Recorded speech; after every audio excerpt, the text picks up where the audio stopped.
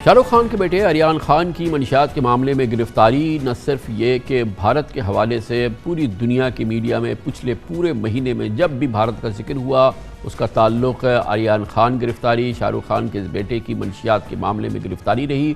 और इसी दौरान पूरा आलमी मीडिया एक बार फिर उजागर करता रहा भारत में मुसलमान नफ़रत जो कैफियत है, मुसलमानों के ख़िलाफ़ जो बाकायदा एक कैंपेन चल रही है। आरएसएस और भारतीय जुनूनी इंतहा पसंद और ख़ास तौर पे बीजेपी उस पूरी कैंपेन को चला रहे हैं।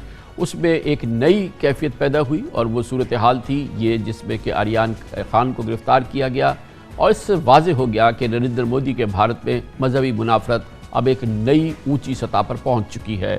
भारत में तेज़ी से फैलते मुस्लिम मुखालिफ हिंदू इंतहा पसंद नज़रिए की आग अब ना फैशन को बख्श रही है, ना आर्ट को और ना ही खेल को।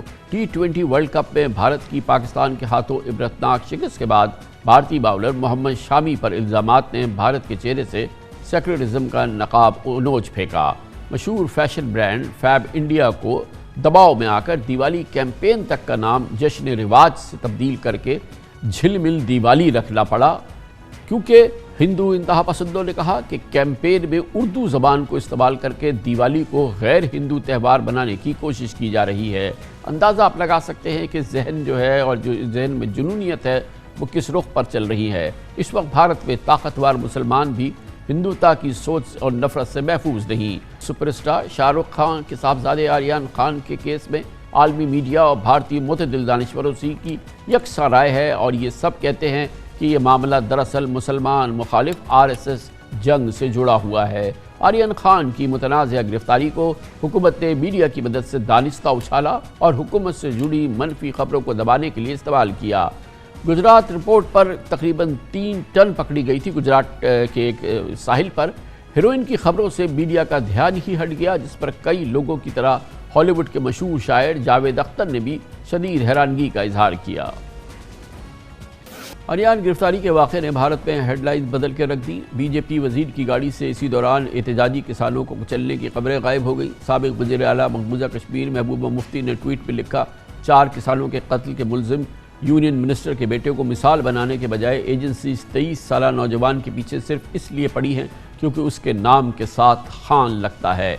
इंसाफ का मजाक है कि बीजेपी के बुनियादी वोट बैंक की अफसोसनाक ख्वाहिशात की तस्कीन के लिए मुसलमानों को निशाना बनाया जाता है। दुनिया भर का मीडिया भी भारत में तेज़ी से फैलती मजहबी मुनाफरत और उससे सियासी फ़वाइद हासिल करने की हुकूमती कोशिश को सामने ला रहा है और उस पर से पर्दा उठा रहा है। शाहरुख खान के साहबजादे आर्यन खान के मामले ने इस तासुर को मज़ीद तक़वियत बख्शी है। भारतीय दानिश्वर भी इस तासुर की इस मीडिया रिपोर्ट की तस्दीक करते हैं। नामवर भारतीय सहाफ़ी बरकत ने वाशिंगटन पोस्ट में लिखा कि शाहरुख खान भारत में सेक्युलरिज्म के रोशन मुस्तकबिल के लिए उम्मीद की किरण थे, लेकिन उनकी ज़िंदगी में पेश होने वाले वाक़यात ने साबित कर दिया कि भारतीय इक़्तिदार को किस कदर जंग लग चुका है। इसी तरह इसराइली अखबार हेरिट्स ने लिखा कि भारत में मजहबी तासुब हमेशा से मौजूद था, मगर हिंदू इंतहा पसंदों ने वोट की लालच में इसे मज़ीद बढ़ा दिया है। शाहरुख खान जो कल तक भारतीय अदाकार हुआ करते थे, अब वो भारतीय हुक्मरां और पैरोकारों की नज़र में सिर्फ मुसलमान अदाकार रह गए हैं। इस मौजू पर बात करने के लिए हम जाएंगे नई दिल्ली, जहाँ पर हमारे साथ मौजूद हैं मुमताज़ भारतीय दानिश्वर, मुसन्निफ़ जनाब सुधींद्रा कुलकर्णी। बहुत बहुत शुक्रिया कुलकर्णी साहब, आपने हमें ज्वाइन किया है। आर्यन खान केस का पूरी दुनिया में बड़ा जिक्र रहा है, भारत में बैक टू बैक कवरेज चलती रही है पूरा महीना।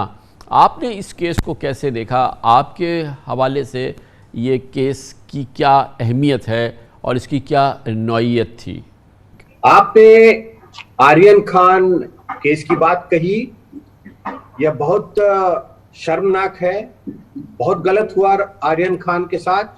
हम भारत में ये जानते हैं कि टारगेट आर्यन खान नहीं था, इसका टारगेट शाहरुख खान था, क्योंकि पिछले कुछ सालों से भारत में एक सिस्टमैटिक कैंपेन चल रही है, यहाँ की हुकूमत और यहाँ की जो रूलिंग पार्टी है उनसे, कि बॉलीवुड को बदनाम किया जाए। और बॉलीवुड में जो 3 बादशाह हैं, शाहरुख खान, सलमान खान, आमिर खान, इनको बदनाम किया जाए। ये क्यों चाहते हैं तो इसका कारण है कि बॉलीवुड भारत में हमेशा सेक्युलरिज्म का मैसेज देता आ रहा है, हिंदू मुस्लिम भाईचारे का मैसेज देता आ रहा है। और इतना ही नहीं, यह गलत नहीं होगा यदि मैं ये कहूं कि बॉलीवुड भारत और पाकिस्तान के बीच एक दोस्ती का भी मैसेज देता आ रहा है।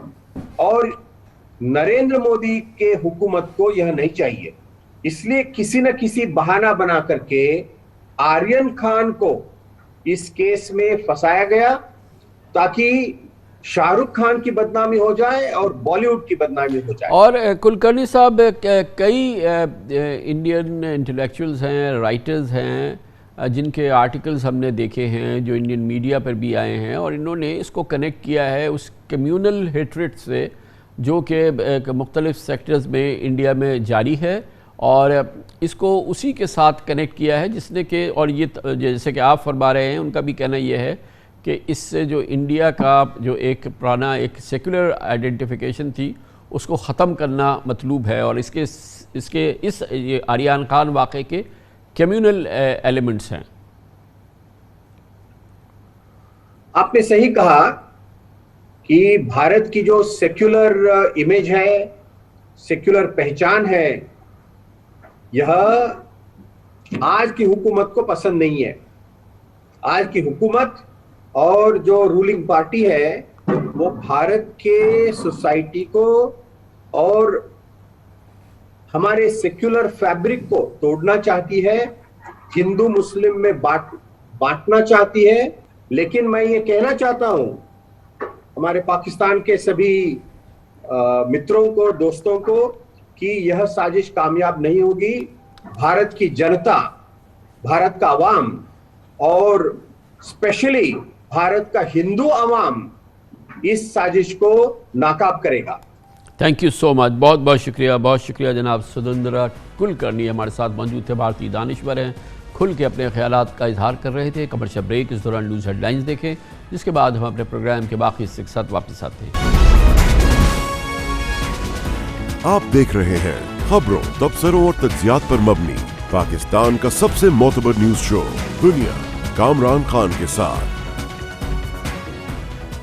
नाकाबिले यकीन हकीकत है, गज़ब खुदा का, कि इस वक्त पाकिस्तान में चीनी की कीमत पाकिस्तान की तारीख की बुलंद तरीन सतह यानी 145 रुपये, 147 रुपये या 140 रुपये किलो के आसपास बिक रही है। आज पूरे पाकिस्तान में सिर्फ 5 हफ्तों में चीनी की एक्स मिल्स रेट में 40 रुपये किलो इजाफा हो चुका है। इस वक्त शुगर मिल्स से चीनी 137 रुपये में सप्लाई हो रही है। होल सेलर्स 50 किलो की बोरी 138 रुपये किलो के हिसाब से फ़रोख्त कर रहे हैं। कराची, लाहौर, पेशावर, कोयटा समेत मुल्क के मुख्तलिफ शहरों में परचून की दुकानों पर चीनी 140 से 145 रुपये किलो तक फ़रोख्त हो रही है। जी हाँ, चीनी 140 से 145 रुपये किलो तक हो चुकी है। दिलचस्प बात यह है कि महंगी कीमत का इतलाक फौरी तौर पर रिटेल की दुकानों पर भी होना शुरू हो गया है।